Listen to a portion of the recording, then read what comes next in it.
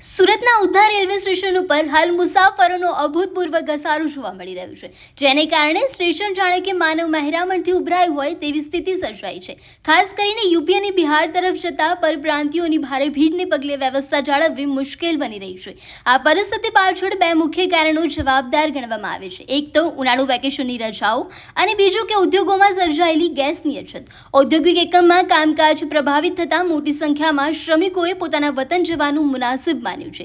સ્ટેશનની સ્થિતિ અત્યંત ગંભીર બની ગઈ છે, જ્યાં કાળઝાળ તડકાની પરવા કર્યા વગર મુસાફરોની લાંબી કતારો જોવા મળી રહી છે અને આ કતારો પાર્કિંગ એરિયા સુધી પહોંચી ગઈ છે। હજારો લોકો ટ્રેનની પ્રતીક્ષામાં કલાકો સુધી ભૂખ્યા અને તરસ્યા બેસી રહેવા માટે મજબૂર બન્યા છે। સ્ટેશનના પ્લેટફોર્મથી લઈને બહારના ભાગ સુધી ફેલાયેલી આ મેદનીને કાબૂમાં લેવા અને સુરક્ષા વ્યવસ્થા જાળવવા માટે રેલવે પ્રશાસન તથા પોલીસ તંત્રએ ભારે જહેમત ઉઠાવવી પડી રહી છે। પણ પગ મૂકવાની જગ્યા ના હોવા છતાં પણ લોકો વતન પહોંચવા માટે ભારે હાલાકી વેઠી રહ્યા છે।